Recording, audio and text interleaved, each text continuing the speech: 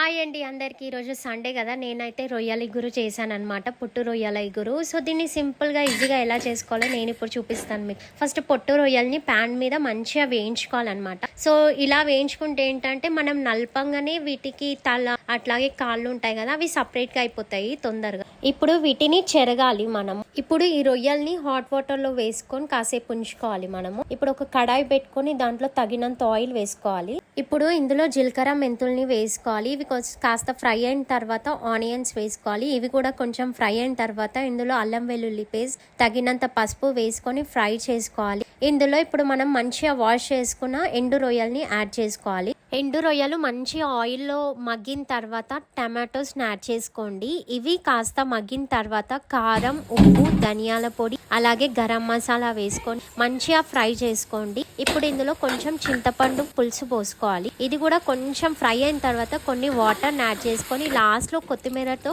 Touch up ఇస్తే యమ్మీ అయిన రొయ్యల ఇగురు రెడీ అయిపోయినట్టే. ఇప్పుడు టేస్టింగ్ టైం అన్నమాట.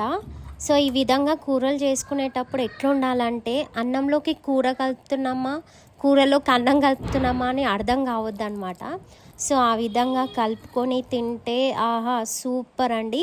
సో ఈ వీడియో కనుక మీకు నచ్చినట్టయితే ప్లీజ్ డూ సబ్స్క్రైబ్ చేసుకోండి ఫ్రెండ్స్. పోయేదేముంది, నచ్చితే ఒక లైక్ కొడతారు, షేర్ చేస్తారు, కామెంట్ చేస్తారు, నచ్చకపోతే స్కిప్ చేస్తారు. సో అందుకే please do subscribe for more videos.